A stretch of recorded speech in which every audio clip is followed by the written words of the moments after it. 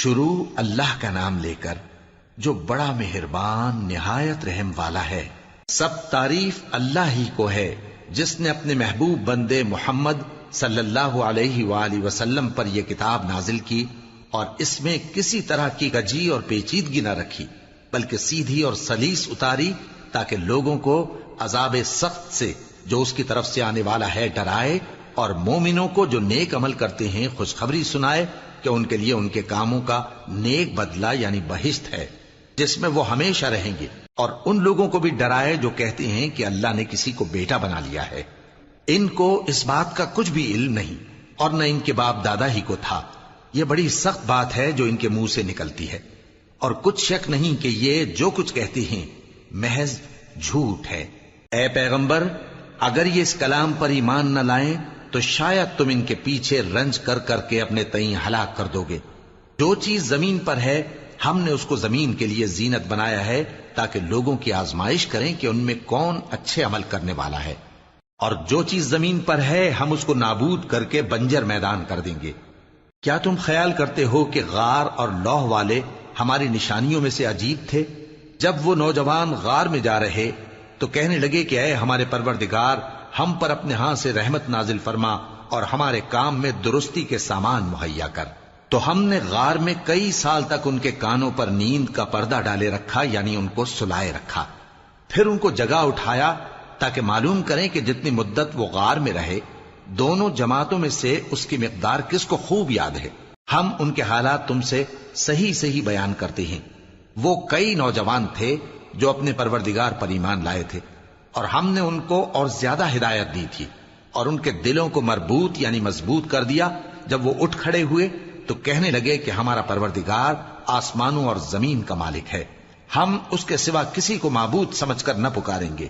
اگر ایسا کیا تو اس وقت ہم نے بے عقلی کی بات کی۔ ان ہماری قوم کے لوگوں نے اس کے سوا اور معبود بنا رکھے ہیں، بھلا یہ ان کے معبود ہونے پر کوئی کھلی دلیل کیوں نہیں لاتے؟ تو اس سے زیادہ کون ظالم ہے جو اللہ پر جھوٹ باندھے؟ اور جب تم نے ان مشرکوں سے اور جن کی یہ اللہ کے سوا عبادت کرتے ہیں ان سے کنارہ کر لیا ہے تو غار میں چل رہو، تمہارا پروردگار تمہارے لیے اپنی رحمت وسیع کر دے گا اور تمہارے کاموں میں آسانی کے سامان مہیا کرے گا۔ اور جب سورج نکلے تو تم دیکھو کہ دھوپ ان کے غار سے داہنی طرف سمٹ جائے، اور جب غروب ہو تو ان سے بائیں طرف کترا جائے، اور وہ اس غار کے کشادہ حصے میں تھے۔ یہ اللہ کی نشانیوں میں سے ہیں، جس کو اللہ ہدایت دے وہ ہدایت یاب ہے، اور جس کو گمراہ رہنے دے تو تم اس کے لیے کوئی دوست راہ بتانے والا نہ پاؤ گے۔ اور تم ان کے متعلق خیال کرو کہ وہ جاگ رہے ہیں حالانکہ وہ سوتے ہیں، اور ہم ان کو دائیں اور بائیں کروٹ بدلاتے تھے، اور ان کا کتا چوکھٹ پر دونوں ہاتھ پھیلائے ہوئے تھا۔ اگر تم ان کو جھانک کر دیکھتے تو پیٹ پھیر کر بھاگ جاتے اور ان سے دہشت میں آ جاتے۔ اور اسی طرح ہم نے ان کو اٹھایا تاکہ آپس میں ایک دوسرے سے دریافت کریں۔ ایک کہنے والے نے کہا کہ تم یہاں کتنی مدت رہے؟ انہوں نے کہا کہ 1 دن یا اس سے بھی کم۔ انہوں نے کہا کہ جتنی مدت تم رہے ہو تمہارا پروردگار ہی اس کو خوب جانتا ہے، تو اپنے میں سے کسی کو یہ روپیہ دے کر شہر بھیجو، وہ دیکھے کہ نفیس کھانا کون سا ہے تو اس میں سے کھانا لے آئے، اور احتیاط سے آئے جائے اور تمہارا حال کسی کو نہ بتائے۔ اگر وہ تم پر دسترس پا لیں گے تو تمہیں سنسار کر دیں گے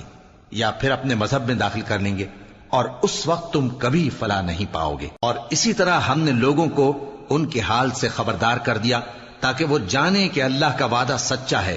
اور یہ کہ قیامت جس کا وعدہ کیا جاتا ہے اس میں کچھ شک نہیں۔ اس وقت لوگ ان کے بارے میں باہم جھگڑنے لگے اور کہنے لگے کہ ان کے غار پر عمارت بنا دو۔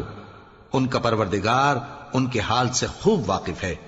جو لوگ ان کے معاملے میں غلبہ رکھتے تھے وہ کہنے لگے کہ ہم ان کے غار پر مسجد بنائیں گے۔ بعض لوگ اٹکل پچو کہیں گے کہ وہ 3 تھے اور چوتھا ان کا کتا تھا، اور بعض کہیں گے کہ وہ 5 تھے اور چھٹا ان کا کتا تھا، اور بعض کہیں گے کہ وہ 7 تھے اور 8واں ان کا کتا تھا۔ کہہ دو کہ میرا پروردگار ہی ان کے شمار سے خوب واقف ہے، ان کو جانتے بھی ہیں تو تھوڑے ہی لوگ جانتے ہیں۔ تو تم ان کے معاملے میں بحث نہ کرنا مگر سرسری سی بحث، اور نہ ان کے بارے میں ان میں سے کسی سے کچھ دریافت ہی کرنا، اور کسی کام کی نسبت نہ کہنا کہ میں اسے کل کر دوں گا، مگر انشاءاللہ کہہ کر یعنی اگر اللہ چاہے تو کر دوں گا۔ اور جب اللہ کا نام لینا بھول جاؤ تو یاد آنے پر لے لو۔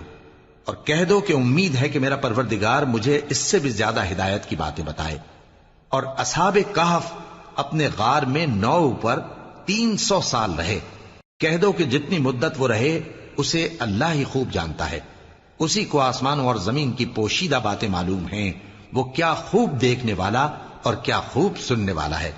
اس کے سوا ان کا کوئی کارساز نہیں، اور نہ وہ اپنے حکم میں کسی کو شریک کرتا ہے۔ اور اپنے پروردگار کی کتاب کو جو تمہارے پاس بھیجی جاتی ہے پڑھتے رہا کرو، اس کی باتوں کو کوئی بدلنے والا نہیں، اور اس کے سوا تم کہیں پناہ بھی نہیں پاؤ گے۔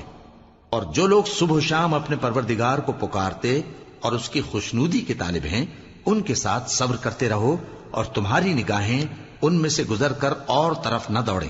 کہ تم دنیاوی زندگی کی رونقوں کے خواستگار ہو جاؤ۔ اور جس شخص کے دل کو ہم نے اپنی یاد سے غافل کر دیا ہے اور وہ اپنی خواہش کی پیروی کرتا ہے اور اس کا کام حد سے بڑھ گیا ہے، اس کا کہا نہ ماننا۔ اور کہہ دو کہ لوگو یہ قرآن تمہارے پروردگار کی طرف سے برحق ہے، تو جو چاہے ایمان لائے اور جو چاہے کافر رہے۔ ہم نے ظالموں کے لیے دوزخ کی آگ تیار کر رکھی ہے جس کی قناتیں ان کو گھیر رہی ہوں گی، اور اگر فریاد کریں گے تو ایسے کھولتے ہوئے پانی سے ان کی داد رسی کی جائے گی جو پگھلے ہوئے تانبے کی طرح گرم ہوگا، اور جو ان کے چہروں کو بھون ڈالے گا۔ ان کے پینے کا پانی بھی برا اور آرام گاہ بھی بری۔ اور جو ایمان لائے اور کام بھی نیک کرتے رہے تو ہم نیک کام کرنے والوں کا اجر ضائع نہیں کرتے۔ ایسے لوگوں کے لیے ہمیشہ رہنے کے باغ ہیں جن میں ان کے محلوں کے نیچے نہریں بہ رہی ہیں، ان کو وہاں سونے کے کنگن پہنائے جائیں گے، اور وہ باریک دیبا اور اطلس کے سبز کپڑے پہنا کریں گے، اور تختوں پر تکیے لگا کر بیٹھا کریں گے۔ کیا خوب بدلہ اور کیا خوب آرام گاہ ہے۔ اور ان سے 2 شخصوں کا حال بیان کرو جن میں سے ایک کو ہم نے انگور کے 2 باغ عنایت کیے تھے اور ان کے گردا گرد کھجوروں کے درخت لگا دیے تھے، اور ان کے درمیان کھیتی پیدا کر دی تھی۔ دونوں باغ کثرت سے پھل لاتے اور اس کی پیداوار میں کسی طرح کی کمی نہ ہوتی، اور دونوں میں ہم نے ایک نہر بھی جاری کر رکھی تھی، اور اس طرح اس شخص کو ان کی پیداوار ملتی رہتی تھی۔ تو ایک دن جبکہ وہ اپنے دوست سے باتیں کر رہا تھا، کہنے لگا کہ میں تم سے مال و دولت میں بھی زیادہ ہوں اور جتھے اور جماعت کے لحاظ سے بھی زیادہ عزت والا ہوں، اور ایسی شیخیوں سے اپنے حق میں ظلم کرتا ہوا اپنے باغ میں داخل ہوا۔ کہنے لگا کہ میں نہیں خیال کرتا کہ یہ باغ کبھی تباہ ہو، اور نہ خیال کرتا ہوں کہ قیامت برپا ہو، اور اگر میں اپنے پروردگار کی طرف لوٹایا بھی جاؤں تو وہاں ضرور اس سے اچھی جگہ پاؤں گا۔ تو اس کا دوست جو اس سے گفتگو کر رہا تھا کہنے لگا کہ کیا تم اس ذات سے کفر کرتے ہو جس نے تم کو مٹی سے پیدا کیا، پھر نطفے سے، پھر تمہیں پورا آدمی بنایا؟ مگر میں تو یہ کہتا ہوں کہ اللہ ہی میرا پروردگار ہے، اور میں اپنے پروردگار کے ساتھ کسی کو شریک نہیں کرتا۔ اور جب تم اپنے باغ میں داخل ہوئے تو تم نے ما شاء اللہ لا قوت الا باللہ کیوں نہ کہا؟ اگر تم مجھے مال و اولاد میں اپنے سے کمتر دیکھتے ہو تو عجب نہیں کہ میرا پروردگار مجھے تمہارے باغ سے بہتر عطا فرمائے، اور تمہارے اس باغ پر آسمان سے آفت بھیج دے تو وہ صاف میدان ہو جائے، یا اس باغ کی نہر کا پانی گہرائی میں اتر جائے تو پھر تم اسے تلاش نہ کر سکو، اور اس کے میووں کو عذاب نے آ گھیرا اور وہ اپنی چھتریوں پر گر کر رہ گیا، تو جو مال اس نے اس پر خرچ کیا تھا اس پر حسرت سے ہاتھ ملنے لگا اور کہنے لگا کہ کاش میں اپنے پروردگار کے ساتھ کسی کو شریک نہ بناتا۔ اس وقت اللہ کے سوا کوئی جماعت اس کی مددگار نہ ہوئی اور نہ وہ بدلہ لے سکا۔ یہاں سے ثابت ہوا کہ حکومت سب اللہ کی ہے، جو معبود برحق ہے وہی بہترین ثواب عطا کرنے والا اور بہترین انجام لانے والا ہے۔ اور ان سے دنیا کی زندگی کی مثال بھی بیان کر دو کہ وہ ایسی ہے جیسے پانی جسے ہم نے آسمان سے برسایا تو اس کے ساتھ زمین کی پیداوار مل کر نکلی، پھر وہ چورا چورا ہو گئی کہ ہوائیں اسے اڑاتی پھرتی ہیں، اور اللہ تو ہر چیز پر قدرت رکھتا ہے۔ مال اور بیٹے تو دنیا کی زندگی کی رونق و زینت ہیں، اور نیکیاں جو باقی رہنے والی ہیں وہ ثواب کے لحاظ سے تمہارے پروردگار کے ہاں بہت اچھی اور امید کے لحاظ سے بہت بہتر ہیں۔ اور جس دن ہم پہاڑوں کو چلائیں گے اور تم زمین کو صاف میدان دیکھو گے، اور ان لوگوں کو ہم جمع کر لیں گے تو ان میں سے کسی کو بھی نہیں چھوڑیں گے، اور سب تمہارے پروردگار کے سامنے صف باندھ کر لائے جائیں گے، تو ہم ان سے کہیں گے کہ جس طرح ہم نے تم کو پہلی بار پیدا کیا تھا اسی طرح آج تم ہمارے سامنے آئے، لیکن تم نے تو یہ خیال کر رکھا تھا کہ ہم نے تمہارے لیے قیامت کا کوئی وقت مقرر ہی نہیں کیا، اور اعمال کی کتاب کھول کر رکھی جائے گی تو تم گناہگاروں کو دیکھو گے کہ جو کچھ اس میں لکھا ہوگا اس سے ڈر رہے ہوں گے، اور کہیں گے ہائے شامت، یہ کیسی کتاب ہے کہ نہ چھوٹی بات کو چھوڑتی ہے نہ بڑی کو، کوئی بات بھی نہیں مگر اسے لکھ رکھا ہے، اور جو جو عمل کیے ہوں گے سب کو حاضر پائیں گے، اور تمہارا پروردگار کسی پر ظلم نہیں کرے گا۔ اور جب ہم نے فرشتوں کو حکم دیا کہ آدم کو سجدہ کرو تو سب نے سجدہ کیا مگر ابلیس نے نہ کیا،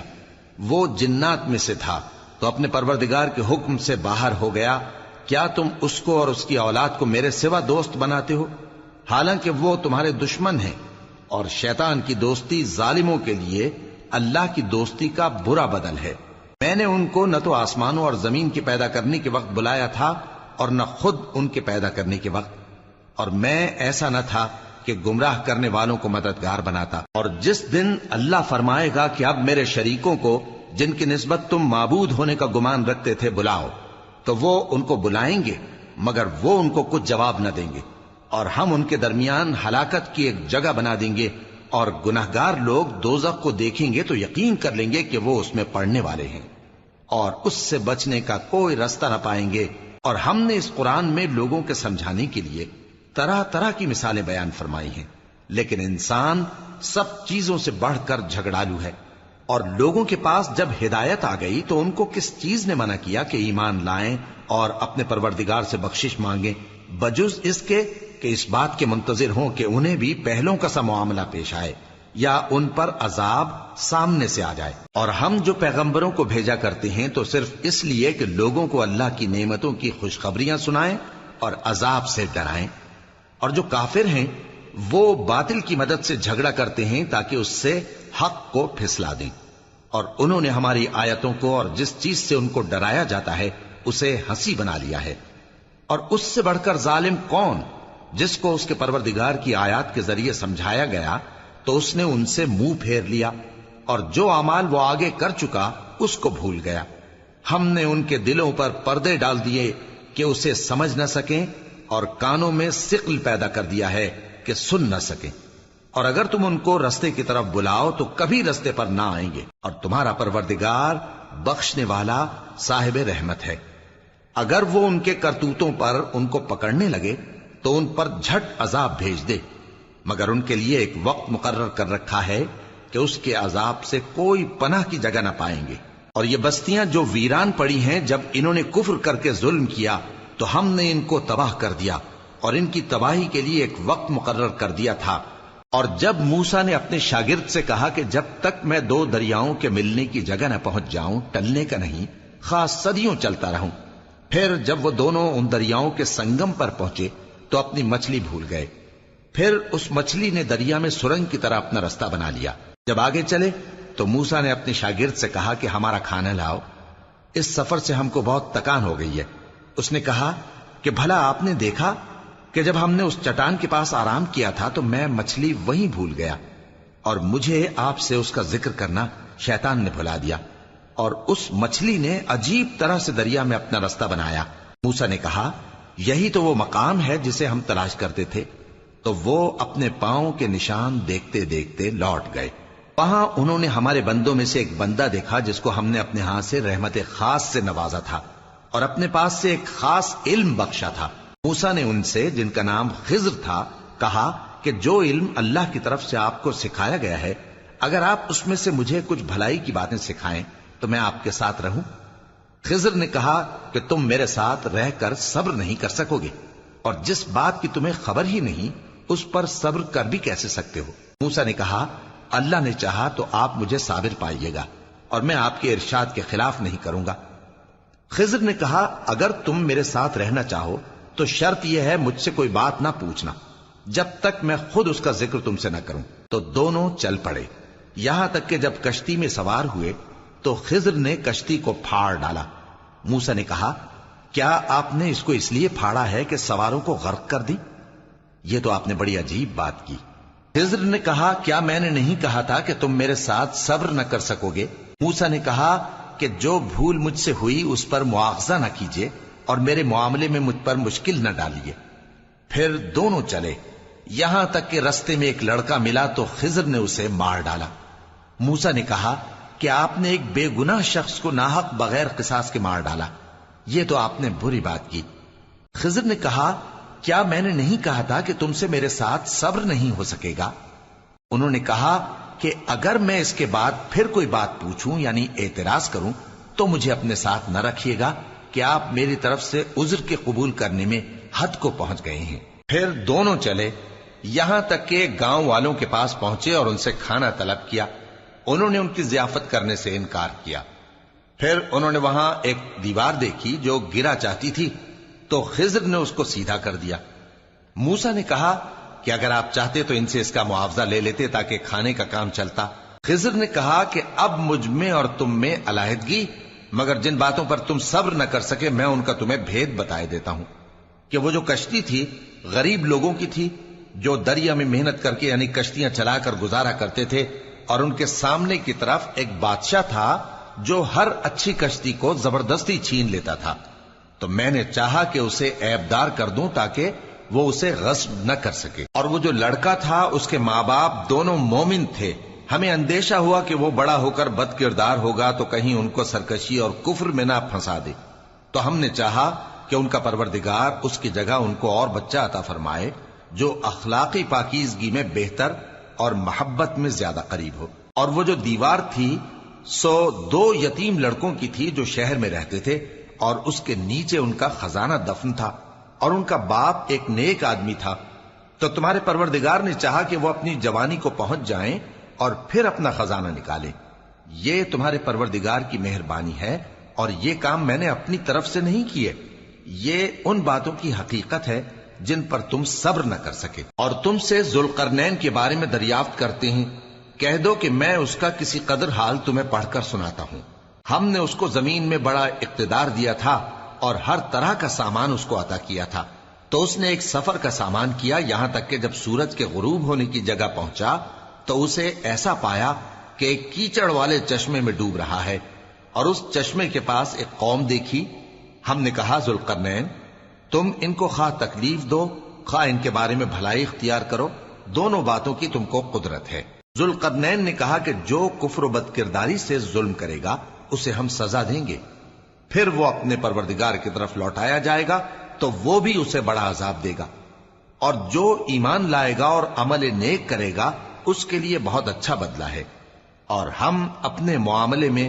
اس سے نرم بات کہیں گے۔ پھر اس نے ایک اور سامان سفر کیا، یہاں تک کہ سورج کے طلوع ہونے کے مقام پر پہنچا تو دیکھا کہ وہ ایسے لوگوں پر طلوع ہوتا ہے جن کے لیے ہم نے دھوپ سے بچاؤ کی کوئی اوٹ نہیں بنائی تھی۔ حقیقت یوں ہی تھی، اور جو کچھ اس کے پاس تھا ہم کو سب کی خبر تھی۔ پھر اس نے ایک اور سفر کا سامان کیا، یہاں تک کہ 2 اونچے سیدھے پہاڑوں کے درمیان پہنچا تو دیکھا کہ ان کے اس طرف کچھ لوگ ہیں کہ بات کو سمجھ نہیں سکتے۔ ان لوگوں نے کہا کہ اے ذوالقرنین، یاجوج اور ماجوج اس علاقے میں فساد کرتے رہتے ہیں، بھلا ہم آپ کے لیے خرچ کا انتظام کر دیں کہ آپ ہمارے اور ان کے درمیان ایک دیوار کھینچ دیں۔ ذوالقرنین نے کہا کہ خرچ کا جو مقدور اللہ نے مجھے بخشا ہے وہ بہت اچھا ہے، تم مجھے قوت بازو سے مدد دو، میں تمہارے اور ان کے درمیان ایک مضبوط رکاوٹ بنا دوں گا۔ تم لوہے کے بڑے بڑے تختے میرے پاس لاؤ۔ چنانچہ کام جاری کر دیا گیا، یہاں تک کہ جب اس نے دونوں پہاڑوں کے درمیان کا حصہ برابر کر دیا اور کہا کہ اب اسے دھوکو، یہاں تک کہ جب اس کو دھونک دھونک کر آگ کر دیا تو کہا کہ اب میرے پاس تانبا لاؤ کہ اس پر پگھلا کر ڈال دوں۔ پھر ان میں یہ قدرت نہ رہی کہ اس پر چڑھ سکیں، اور نہ یہ طاقت رہی کہ اس میں نقب لگا سکیں۔ بولا کہ یہ میرے پروردگار کی مہربانی ہے، پھر جب میرے پروردگار کا وعدہ آ پہنچے گا تو اس کو ڈھا کر ہموار کر دے گا، اور میرے پروردگار کا وعدہ سچا ہے۔ اس روز ہم ان کو چھوڑ دیں گے کہ روئے زمین پر پھیل کر ایک دوسرے میں گھس جائیں گے، اور سور پھونکا جائے گا تو ہم سب کو جمع کر لیں گے، اور اس روز ہم جہنم کو کافروں کے سامنے لائیں گے جن کی آنکھیں میری یاد سے پردے میں تھیں اور وہ سننے کی طاقت نہیں رکھتے تھے۔